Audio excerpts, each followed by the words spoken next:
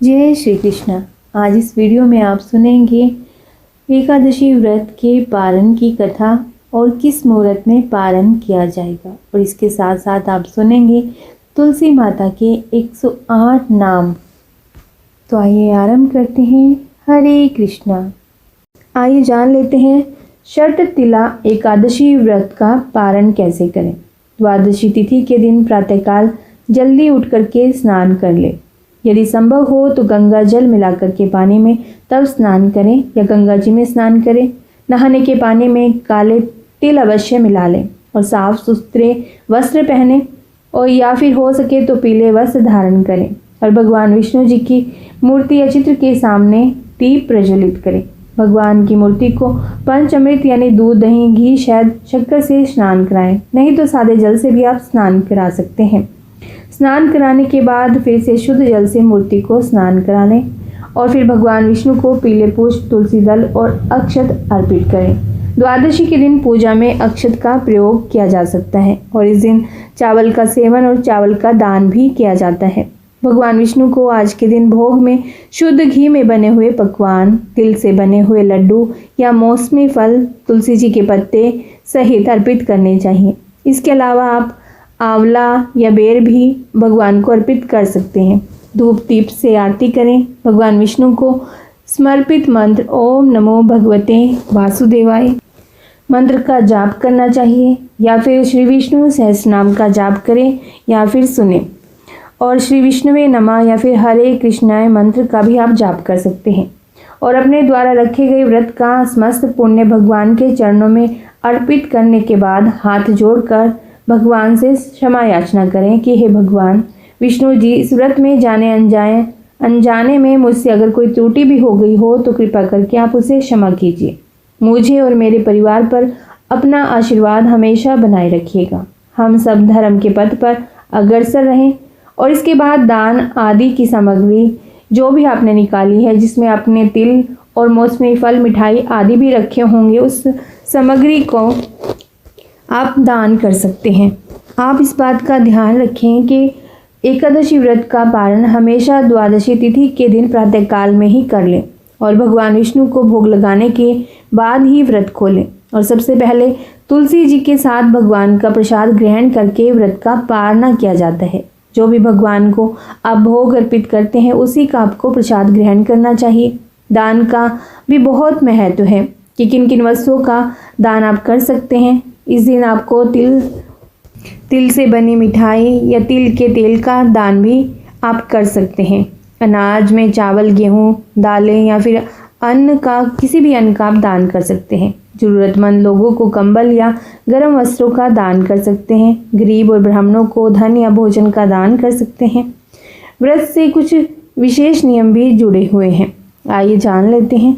इस दौरान आपको झूठ, क्रोध, निंदा बिल्कुल भी नहीं करनी चाहिए और भोजन में केवल सात्विक भोजन का ही सेवन करना चाहिए और बिना स्नान किए भोजन ग्रहण नहीं करना चाहिए। षटतिला व्रत खोलते समय, भगवान को भोग लगाते समय तिल का प्रयोग करना बहुत ही आवश्यक माना जाता है, क्योंकि ये षटतिला एकादशी है।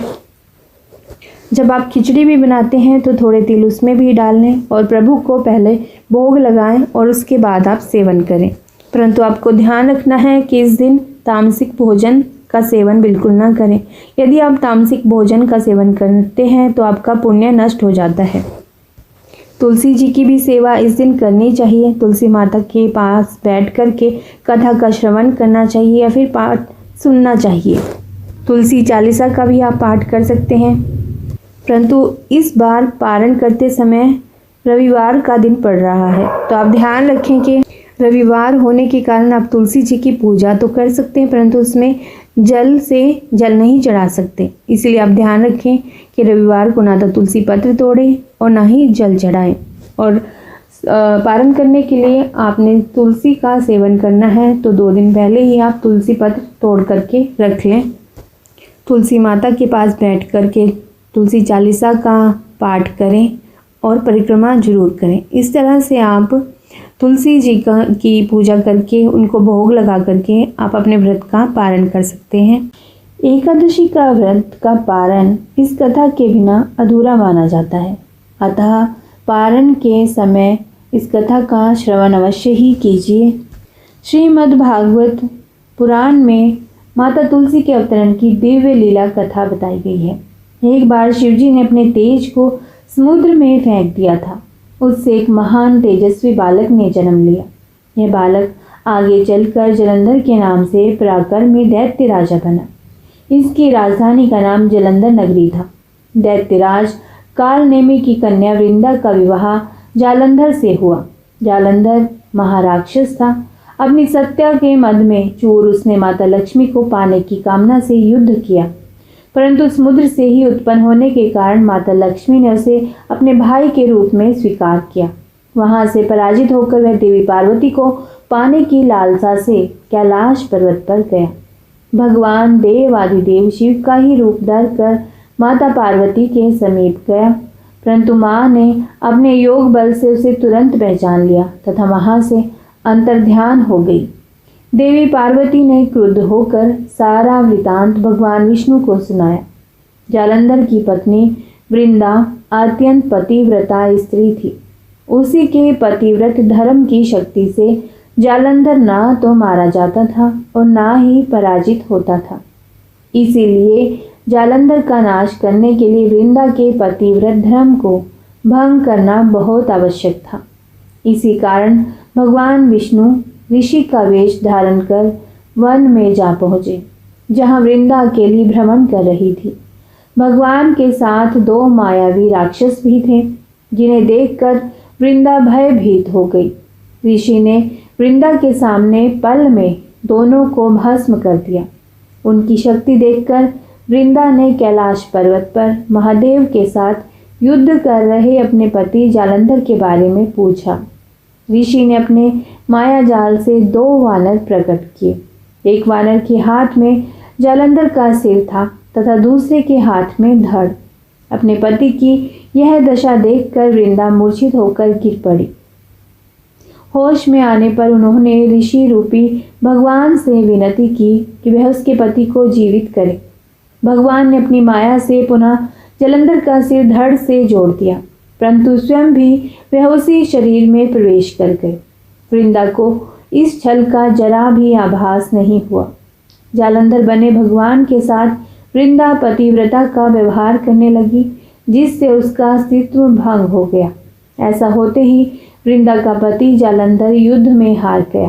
इस सारी लीला का जब वृंदा को पता चला तो उसने क्रुद्ध होकर भगवान विष्णु को शिला होने का श्राप दे दिया तथा स्वयं सती हो गई।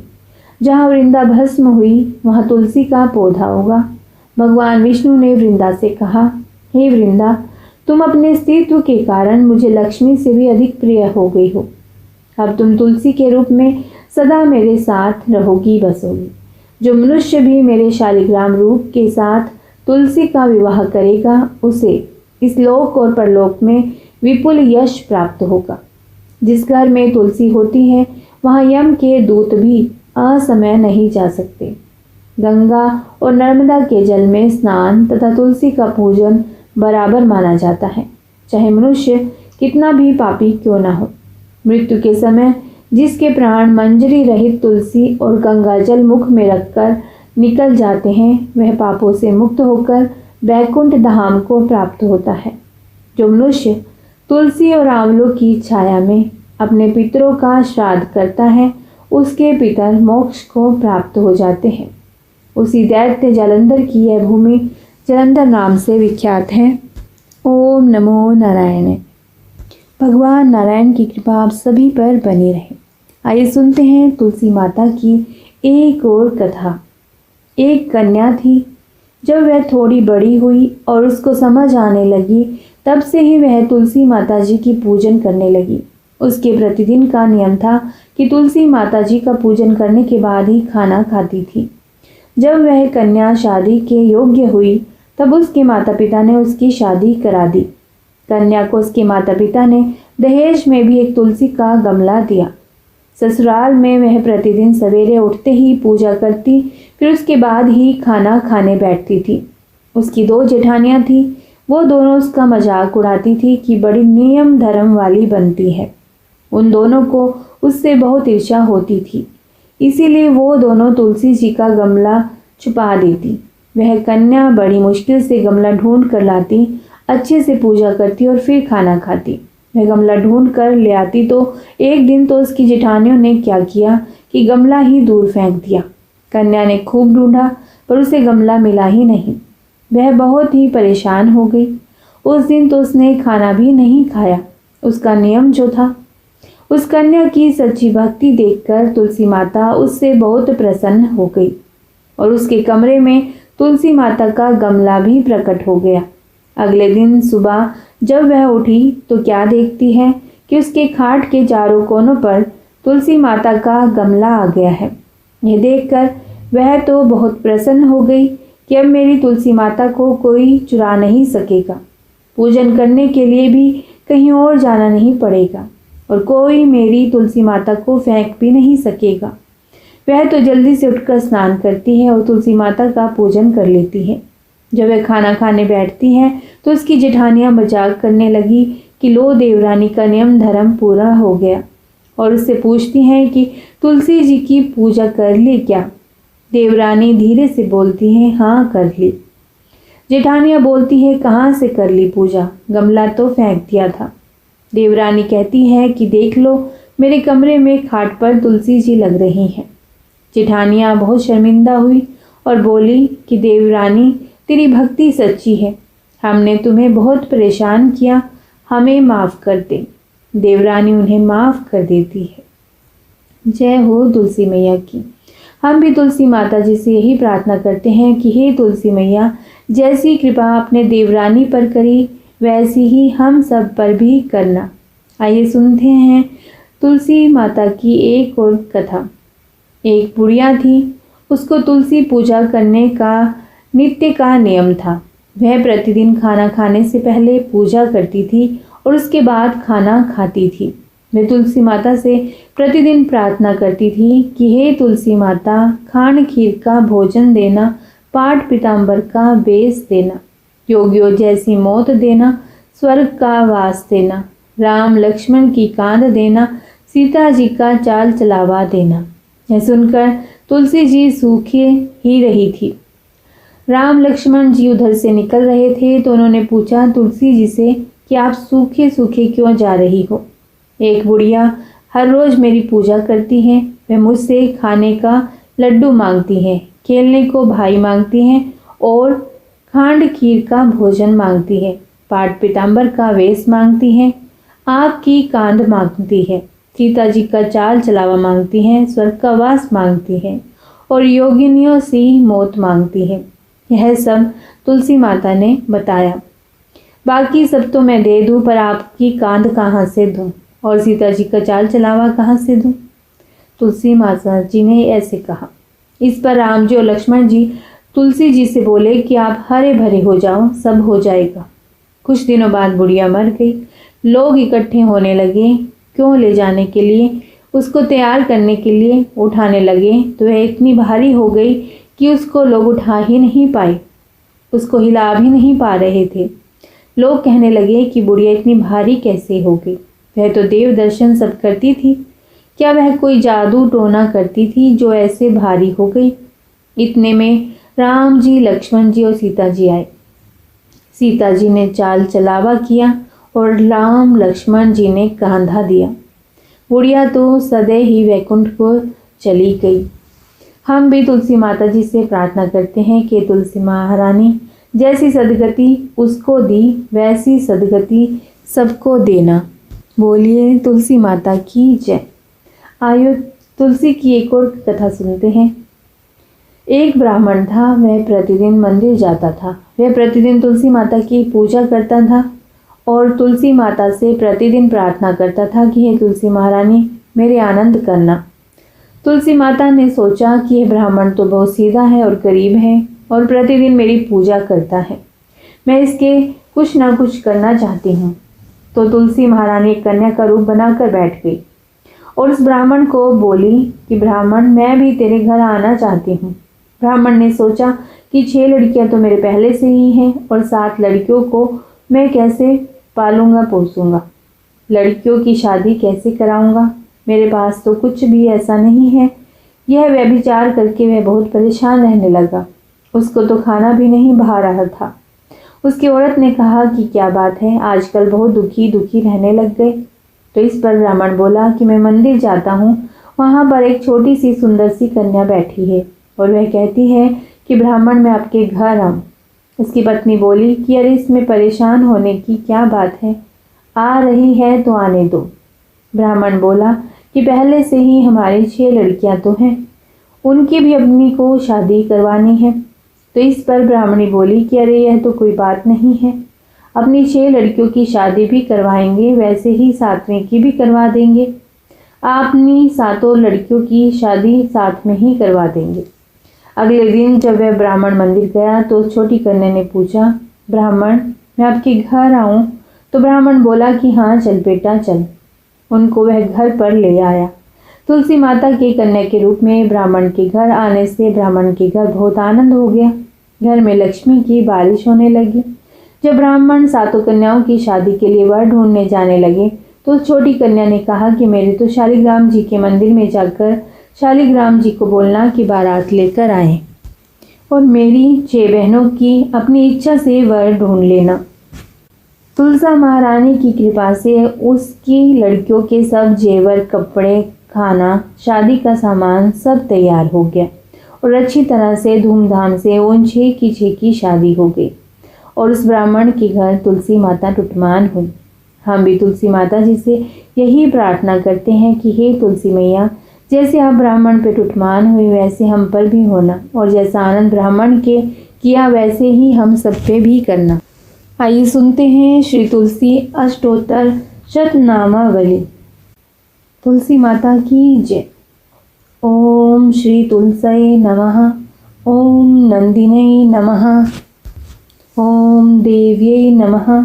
ओम शिखिनै नमः। ओम धारिण्यै नमः। ओम धात्र्यै नमः। ओम सावित्र्यै नमः। ओम सत्यसंधायै नमः। ओम कालहारिणी नमः। ओम गौर्यै नमः। ओम देवगीतायै नमः। ओम द्रव्यस्यै नमः। ओम पद्मिनै नमः। ओम सीतायै नमः। ओम रुक्मण्यै नमः। ओम प्रियभूषणाय नमः। ओम श्रेयसै नमः। ओम श्रीमतै नमः। ओम मान्यायै नमः। ओम गौरयै नमः। ओम गौतमार्चितायै नमः। ओम त्रेतायै नमः। ओम त्रिपथगायै नमः। ओम त्रिपादायै नमः। ओम त्रिमूर्तये नमः। ओम जगत्त्रयायै नमः। ओम त्रासिनै नमः। ओम गात्रायै नमः। ओम गात्र्यायै नमः। ओम गर्भवारिण्यै नमः। ओम शोभनायै नमः। ओम समायै नमः। ओम द्विर्दायै नमः। ओम आराध्यै नमः। ओम यज्ञविद्यायै नमः। ओम महाविद्यायै नमः। ओम गुहुविद्यायै नमः। ओम कामाक्ष्यै नमः। ओम कुलायै नमः। ओम श्रियै नमः। ओम भूमै नमः। ओम भवित्र्यै नमः। ओम सावित्र्यै नमः। ओम सर्वेदविदाम्बरै नमः। ओम शंखिनै नमः। ओम चक्रिणै नमः। ओम चारिणै नमः। ओम जपलेक्षणायै नमः। ओम पीताम्बरायै नमः। ओम प्रोतसोमायै नमः। ओम सोरसायै नमः। ओम अक्षिण्यै नमः। ओम अम्बायै नमः। ओम सरस्वत्यै नमः। ओम संश्रयायै नमः। ओम सर्वदेवतै नमः। ओम विश्वश्रयायै नमः। ओम सुगंधिनै नमः। ओम सुवासनै नमः। ओम वरदायै नमः। ओम शुश्रोण्यै नमः। ओम चंद्रभागायै नमः। ओम यमुनाप्रियायै नमः। ओम कावेर्यै नमः। ओम मणिकर्णिकायै नमः। ओम अर्चिन्यै नमः। ओम स्थायिनै नमः। ओम दानप्रदायै नमः। ओम धनवैत्यै नमः। ओम शोच्यमांसायै नमः। ओम शुचिन्यै नमः। ओम श्रेयसै नमः। ओम प्रीतिचिन्तक्षणै नमः। ओम विभूतै नमः। ओम आकृत्यै नमः। ओम आविर्भूतै नमः। ओम प्रभाविनै नमः। ओम गन्धिनै नमः। ओम स्वर्गिनै नमः। ओम गदायै नमः। ओम वेद्याय नमः। ओम प्रभायै नमः। ओम सारसै नमः। ओम सरसिवासायै नमः। ओम सरस्वतै नमः। ओम शरावतै नमः। ओम रसिनै नमः। ओम कालिनै नमः। ओम श्रेयोवतै नमः। ओम यामायै नमः। ओम ब्रह्मप्रियायै नमः। ओम श्यामसुन्दरायै नमः। ओम रतनरूपिणे नमः। ओम शमनिधिनै नमः। ओम शतानन्दायै नमः। ओम शतदुत्यै नमः। ओम शितिकण्ठायै नमः। ओम प्रियायै नमः। ओम धात्र्यै नमः। ओम श्रीवृन्दावनै नमः। ओम कृष्णायै नमः। ओम भक्तवत्सलायै नमः। ओम गोपिकाक्रीडायै नमः। ओम हरायै नमः। ओम अमृतरूपिण्यै नमः। ओम भूम्यै नमः। ओम श्री कृष्णकान्तायै नमः। ओम श्री तुलस्यै नमः। जय हो तुलसी मैया की। नारायण भगवान की जय। आइए सुनते हैं तुलसी माता की आरती। जय जय तुलसी माता मैया, जय तुलसी माता। सब जग की सुखदाता, सब जग की सुखदाता, सबकी वर माता। ओम जय तुलसी माता। सब योगों से ऊपर, सब रोगों से ऊपर, रज से रक्ष करके, रज से रक्ष करके, सबकी भवत्राता। ओम जय तुलसी माता। बटुपुत्री है श्यामा, सूरवल्ली है ग्राम्या, विष्णु प्रिय जो नर तुमको सेवे, सो नर तर जाता। ओम जय तुलसी माता। हरि के शीश विराजत, त्रिभुवन से हो वंदित, मैया त्रिभुवन से हो वंदित। पतित जनों की तारिणी, पतित जनों की तारिणी, तुम हो विख्याता। ओम जय तुलसी माता। लेकर जन्म विजन में आई दिव्य भवन में, मैया आई दिव्य भवन में। मानव लोक तुम्हीं से सुख संपत्ति पाता। ओम जय तुलसी माता। हरि को तुम अति प्यारी, श्याम वरण सुकुमारी, मैया श्याम वरण सुकुमारी। प्रेम अजब है उनका, प्रेम अजब है उनका, तुमसे कैसा नाता। ओम जय तुलसी माता, हमारी विपत हरो तुम, कृपा करो माता। मैया कृपा करो माता। ओम जय तुलसी माता, जय जय तुलसी माता। मैया जय तुलसी माता, सब जग की सुखदाता। मैया सब जग की सुखदाता, सबकी वर माता। ओम जय तुलसी माता। तुलसी मैया और नारायण भगवान आप सभी पर अपनी कृपा दृष्टि बनाए रखें। आप सभी के जीवन में सुख शांति सुख समृद्धि आए। आपके परिवारजनों को सुख और साधन प्रदान करे। माता लक्ष्मी का वास सदैव आपके घर परिवार में बना रहे। तो आप सभी भी जयकारा लगाइए, तुलसी मैया की जय, नारायण भगवान की जय।